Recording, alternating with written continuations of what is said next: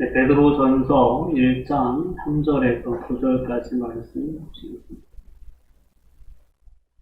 천천히 합독하도록 합니다. 우리 주 예수 그리스도의 아버지 하나님을 찬송하리로다. 그의 많으신 긍휼대로 예수 그리스도를 죽은 자 가운데서 부활하게 하심으로 말미암아 우리를 거듭나게 하사 산 소망이 있게 하시며 썩지 않고 더럽지 않고 쇠하지 아니하는 유업을 믿게 하시나니 곧 너희를 위하여 하늘에 간직하신 것이다.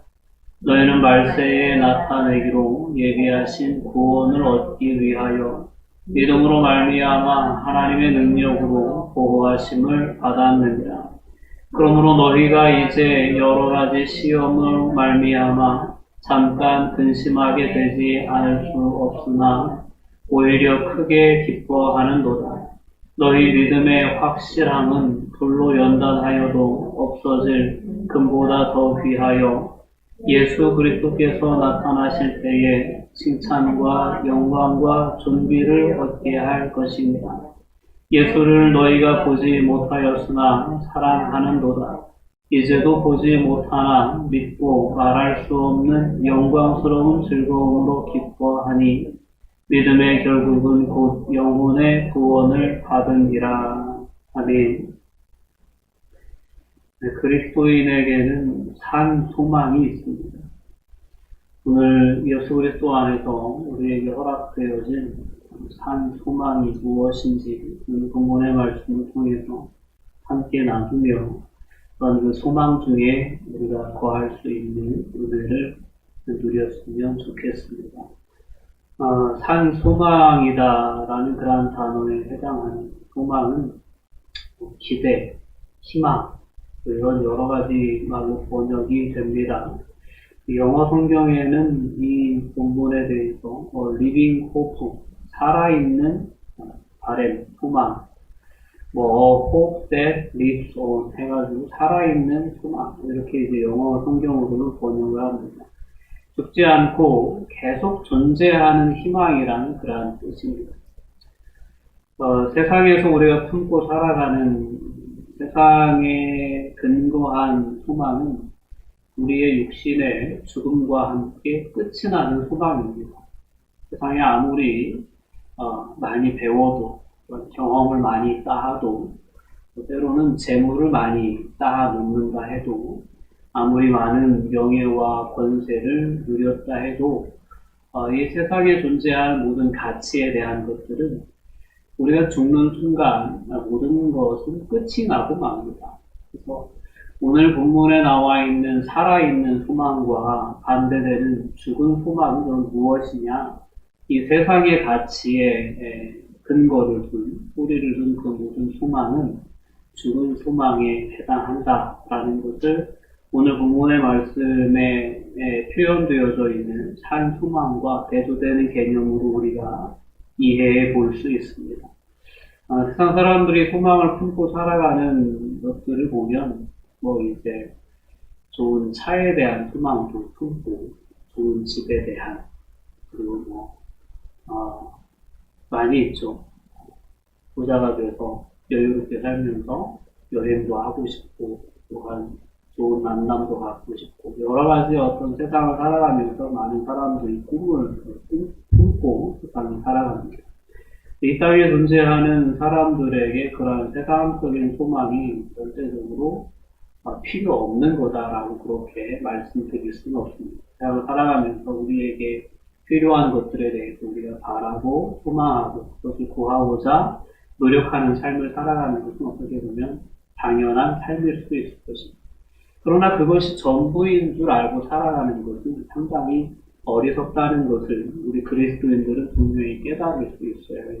세상이 전부인 것처럼 살아가는 삶은 어리석은 삶이다라는 사실을 분명히 우리가 깨달을 수 있어요. 오늘 그렇게 우리의 죽음과 그러니까 육신의 죽음과 함께 끝이 나는 이 세상의 가치관에 근거한 그런 세상적인 소망들과 전혀 본질적으로 다른 산 소망을 하나님은 예수 그리스도 안에서 우리에게 주셨다라는 것이 오늘 베드로 사도가 초대교회 성도들, 특별히 이제 이 베드로전서가 쓰여질 당시에는 초대교회 성도들이 상당히 큰 핍박 가운데 있는 때였고, 그런 핍박 가운데 흩어져 있는 성도들에게 오늘 본문 1절 말씀에도 보면 예수 그리스도의 사도 베드로는 본도, 갈라디아, 갑바도기아, 아시아와 비두니아, 흩어진 나그네라는 표현이 등장합니다. 각 지역에 흩어질 수밖에 없었던 가장 근본적인 이유는 교회를 향한 핍박 때문이었습니다. 그래서 교회를 향한 핍박 때문에 삶의 거처를 떠나야 되고 각 지역에 뿔뿔이 흩어져서 삶을 살아갈 수밖에 없었던 그 당시에 흩어진 성도들에게 베드로 사도는 오늘 본문의 말씀을 통해서 그들에게 다시금 주고 싶었던 메시지가 뭐냐면, 우리가 세상적으로 보면 실패한 자일 수도 있다라는 겁니다. 도망자일 수도 있다라는, 나그네에 불과한 그런 가난뱅이일 수도 있다라는 겁니다. 그러나 우리에게는 하나님께서 주신 예수 그리스도 안에 있는 살아있는 소망이 있다라는 그 메시지를 베드로 사도는 그 당시를 살아가는 예수 그리스도를 믿는 믿음 때문에 핍박을 받아서 편안한 삶을 살지 못한 채 이리저리 흩어져 있는 삶을 살아가는 그 시대의 성도들을 향해서 우리에겐 살아있는 소망이 있다. 이 메시지를 주고 싶었던 거죠. 오늘을 살아가는 우리에게도 여전히 이 산 소망에 대한 메시지는 너무나도 중요한 메시지다. 저는 그렇게 말씀드리고 싶습니다. 여전히 우리가 살아가는 삶 가운데에는 우리가 접하는 많은 어떤 문화 매체들을 통해서 세상의 소망에 대한 이야기들을 더 많이 듣고 삶을 살아가지 않나 싶습니다. 늘 일상에서 만나는 사람들과의 대화의 모든 주제는 오늘 이 시대의 삶, 오늘 이제 나의 삶, 그리고 앞으로 가까운 미래에 대한 삶의 주제가 가장 많이 있지 않나 싶습니다. 그만큼 우리는 눈에 보이고 손에 만져지고 내가 느낄 수 있는 그러한 주제들에 우리가 집중하고 삶을 살아갈 때가 많아요. 근데 이러한 부분들은 상당히 자주 흔들립니다. 이제 우리가 코로나19라는 전염병 때문에 삶에 많은 제약을 받고 있지만, 이렇게 질병 하나만 우리의 삶에 찾아와도, 우리의 곁에 가까이 찾아와도, 우리가 품고 살아가는 어떤 기대와 삶에 대한 소망은 흔들리고 깨어지고 그럴 때가 참 많습니다. 근데 우리에게 주신, 하나님께 주신 이 영원하고도 또한 살아있는 이 소망, 계속 진행되어지는 이러한 소망, 계속 존재하는 이러한 희망은 결코 어떤 세상적인 환경이나 조건 속에서도 흔들리지 않는 그러한 소망이라는 것이 오늘 이 본문에 나온 산 소망의 특징이다 라는 말씀을 드리고 싶습니다. 다시 한번 이 소망 가운데 우리의 삶을 세워나갈 수 있다면 우리는 우리가 삶을 살아가면서 만나는 어떠한 고난이나 시련이나, 여러분 오늘 본문의 성도들이 겪고 있었던 믿음으로 말미암은 핍박 가운데 우리의 삶이 처한다 해도 우리에게 이 산 소망이 분명히 있다면 우리는 흔들림 없이 설 수 있을 것이다 라는 사실을 다시 한번 깨닫고, 우리에게 허락되어진 이 산 소망 안에 든든히 설 수 있는 은혜가 있었으면 좋겠습니다.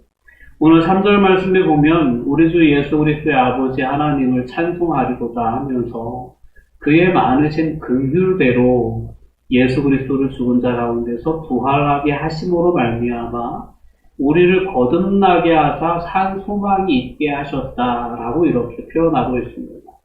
이 표현은 말 그대로 우리가 알고 있는 복음의 내용이 완전히 축약되어져 있는 그러한 말씀입니다. 하나님이 세상을 이처럼 사랑하사 그 아들 독생자 예수 그리스도를 보내주셨죠. 누구든지 그를 믿는 자마다 멸망하지 않고 영생을 얻게 하시기 위한 하나님의 계획 가운데 예수 그리스도의 십자가의 사역은 성취될 수 있었다는 것입니다.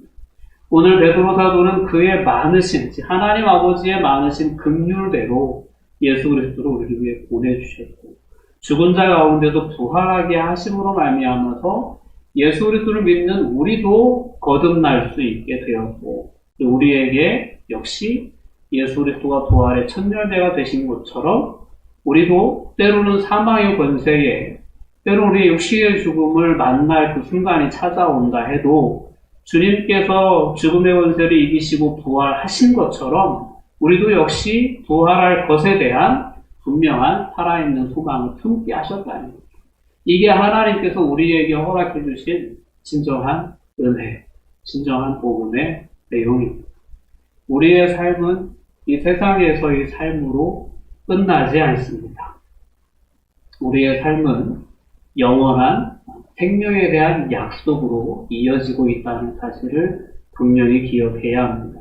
그래서 이 표현을, 이 산 소망에 대한 표현을 오늘 부분 4절 말씀에 보면 썩지 않고 더럽지 않고 쇠하지 아니하는 유업을 있게 하신다라는 그런 표현을 씁니다. 이 세상에 있는 모든 것들은 우리가 가지고 갈 수 없어요. 우리가 하나님 앞에 설 때 하나님 앞에서 드러낼 수 있는 것은 세상의 물질도 아니고 세상에서의 어떤 경력도 아니고 경험도 아니고 이 세상에 가지고 있는 이 모든 우리가 들고 있는 모든 것들은 하나님 앞에 드러낼 수 있는 것이 하나도 없어요. 다만 하나님 앞에서 우리가 분명하게 증거할 수 있는 건 뭐냐면 우리의 믿음밖에 없다라는 겁니다. 하나님, 제가 세상에 있는 동안 하나님께서 우리에게 허락해 주셨던 그 복음을 믿고 제가 영원한 나라에 대한 소망을 품고 믿음으로 세상을 살아왔습니다. 이것 하나 하나님께 우리가 증거할 수 있는 것이지 다른 그 어떤 것도 세상의 가치에 있는 가치를 있는 것을 가지고 하나님 앞에 우리가 설 수가 없다라는 것입니다. 우리가 이제 썩지 않고 더럽지 않고 쇠하지 아니하는 유업을 이어갈 수 있는 것은 오직 예수 그리스도 안에 있는 이 믿음의 역사 안에 우리 안에 주어지는 것들이다라는 것을 분명히 기억해야 합니다. 우리에게 하나님께서 우리를 긍휼히 여겨주셔서 예수 그리스도 안에 허락해 주신 산 소망은 이렇게 이 세상에서 끝이 나는 것이 아니고 영원한 하나님의 나라에 우리의 삶을 연결시켜주는, 그래서 결코 썩지 않고 더럽혀지지도 않고 쇠하여지지 않는 하나님 나라의 영원한 유업을 우리에게 약속해 주신 그 산 소망을 우리는 바라보며 삶을 살아가는 것인 줄 믿습니다. 아브라함은 큰 민족에 대한 약속을 받았어요. 하나님의 약속입니다. 근데 아브라함은 그 민족이 형성되어지는 것을 보지 못했습니다. 보지 못했지만 히브리서 11장 말씀에 보면 아브라함은 멀리서 그 소망을 바라봤다라고 이렇게 이야기합니다. 아브라함은 생전에 그 소망, 그 꿈이 이루어지는 것을 보지 못했지만 하나님은 아브라함이 주셨던 약속대로 그 약속을 성취하셔서 이스라엘 민족을 이 땅 가운데 세우셨고 그 민족을 하나님의 나라, 하나님의 백성으로 택하셔서 그 속사의 역사를 이루어 가셨다는 것을 성경을 통해서 분명히 알 수 있습니다. 우리에게 주신 약속도 마찬가지입니다. 우리가 하나님의 나라를 살아서 그렇게 경험해 보지 못할 수 있어요. 살아서 하나님의 나라가 이 땅에 임하는 것을 우리가 보지 못하고 죽음을 맞이할 수 있다라는 거죠. 그러나 그 죽음이 결코 부끄럽지 않다. 우리가 이 하나님이 주신 이 소망 중에 살다가 죽었다고 해서 그 소망이 부끄러운 소망이 되는 것이냐? 결코 그렇지 않다라는 거죠. 그 죽음 이후에 하나님께서 우리에게 약속하신 그 새로운 삶이 우리에게는 분명히 시작될 것입니다. 아브라함이 멀리서 남아 자신에게 약속하셨던 큰 민족에 대한 그 민족이 여러 열방을 유익하게 하는, 복되게 하는 그 먼 소망을 바라보면서 자신의 그 믿음의 경주를 끝까지 달렸던 것처럼 우리도 우리에게 주신 이 산 소망의 내용을 붙잡고 우리에게 주어진 믿음의 경주를 달리다가 우리에게 주어진 생명의 기한이 닿을 때 하나님 앞에 오직 그 믿음 하나만 붙잡고 하나님 앞에 서게 되는 줄 믿습니다. 하나님이 약속하신 대로 썩지 않고 더럽지 않고 쇠하지 아니하는 유업을 우리에게 그날 안겨주실 줄 믿습니다. 또한 오늘 5절 말씀에 보면 우리가 소망하는 것이 결코 부활에 대한 소망만이 아니라는 사실을 우리에게 또한 깨닫게 해줍니다. 5절 말씀에 보면 너희는 말세에 나타내기로 예비하신 구원을 얻기 위하여 믿음으로 말미암아 하나님의 능력으로 보호하심을 받았느니라 라고 말씀합니다. 말세에 나타내기로 예비하신 구원이라는 표현이 있죠. 이 표현은 예수 그리스도의 재림에 대한 소망을 의미하는 겁니다. 자, 우리에게는 죽음의 권세를 두려워하지 않을 수 있는 부활의 소망이 있습니다. 또 하나는 어떤 소망이 있냐면 예수 그리스도의 재림에 대한 소망이 있습니다. 재림에 대한 소망. 예수 그리스도의 재림은 예수 그리스도의 왕으로서의 통치가 실현되어지는 하나님의 나라의 완성에 대한 그러한 소망이죠. 그 소망을 또한 우리에게 주셨다는 사실을 우리가 분명히 기억할 수 있어야 합니다.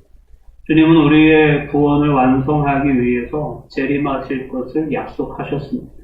그 약속이 지금도 이루어져 나가고 있다라는 것을 우리는 분명히 믿음으로 고백할 수 있어야 합니다. 이렇게 우리는 우리의 육신의 죽음을 맞이한다 해도 다시 살아날 부활에 대한 소망을 품을 수 있고, 또한 이 세상 언제인지 우리가 확실히 알 수 없지만 예수님께서 하나님의 나라를 완성하시고 이 땅 가운데 임하시는 재림에 대한 소망을 또한 우리는 우리의 신앙 여정 가운데 분명히 품고 살아갈 수 있어야 합니다. 이렇게 우리에게는 하나님께서 하나님의 긍휼하심에 따라 허락해 주신 결코 쇠하지 않는, 죽음으로 끊어지지 않는 영원한 살아있는 소망이 우리에게 있다는 사실을 분명히 우리가 깨닫고 삶을 살아가야 합니다. 부활의 신앙을 가진 자들에게 하나님께 주신 이러한 새로운 소망, 특별히 이 새로운 소망은 살아있는 소망이고, 이 소망을 우리가 품고 이 세상 가운데 살아갈 때 세상의 여러 환경의 변화 때문에 우리는 결코 흔들리지 않는 그러한 삶을 살아갈 수 있을 것이다라는 거죠. 자, 이러한 소망이 있는 사람들은 세상을 살아가면서 인내하는 삶을 살 수 있다라는 것이 베드로 사도의 권면의 또 한 부분입니다. 왜 이렇게 소망에 대한 이야기를 계속 하냐면, 그때 당시에 핍박으로 인해서 믿음을 포기하는 사람들이 왜 없었겠습니까? 생기는 거예요.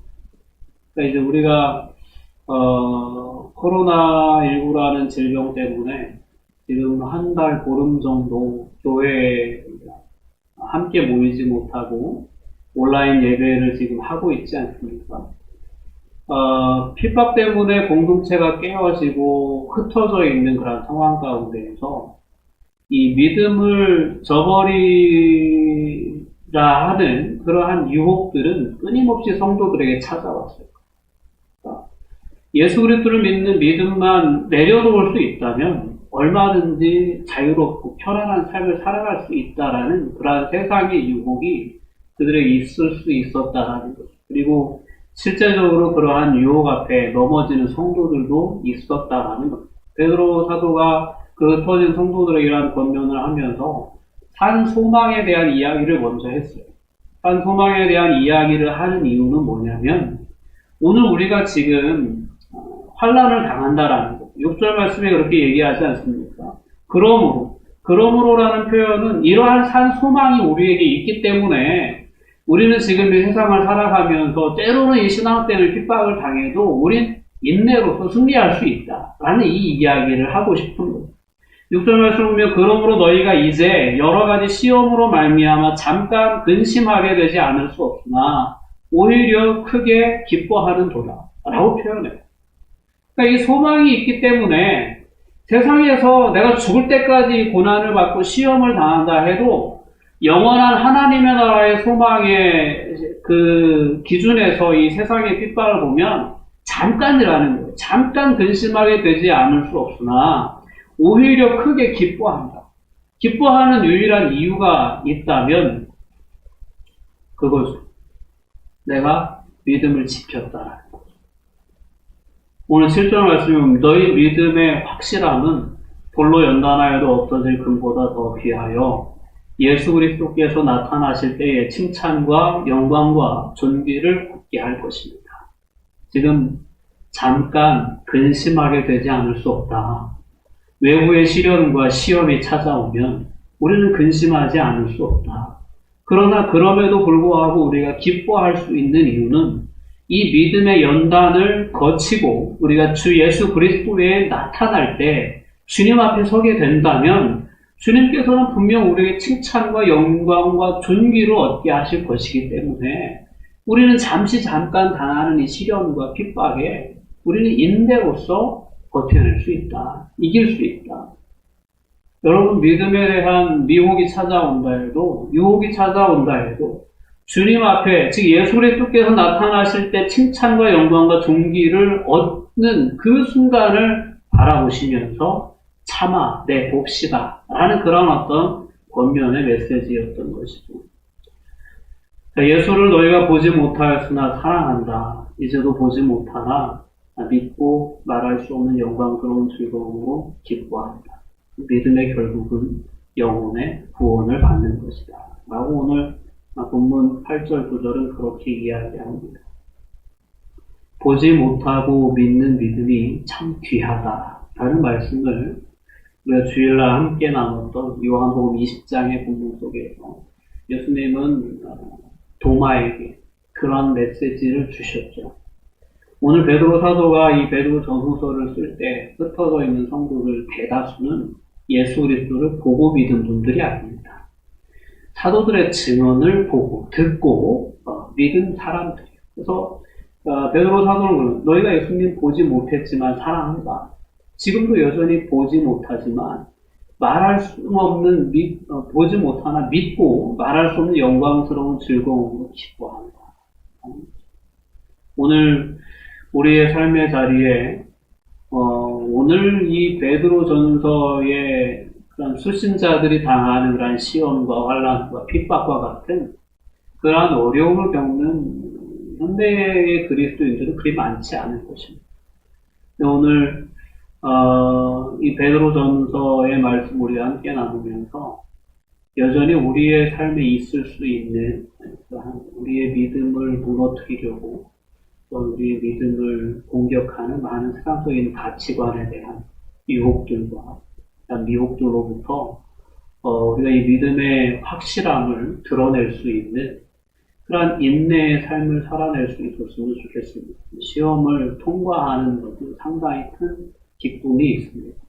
시험이 다가오는 건 상당히 큰 부담이 되지만 그 시험을 당당하게 치러냈을 때는 그 뿌듯함, 그 성취감이 또한 있는 것 아니겠습니까? 오늘 어떻게 보면 코로나19의 전염병이라는 것은 한국 기독교의 큰 시험이 되지 않나 싶습니다. 이러한 시련이 진정한 믿음을 구별해내는 우리 안에 있는 믿음이 정말 참 믿음이었는가라는 것을 다시 한번 점검해낼 수 있는 시험의 기회가 된다고 저는 생각해 봅니다. 이 시기를 우리가 예수 그리스도 안에서 우리에게 허락하신 이 산 소망을 새롭게 함으로 이겨낼 수 있기를 바랍니다. 그래서 나중에 우리가 주님 앞에 설 때 이 순간들을 기억해 볼 수 있지 않을까 싶어요.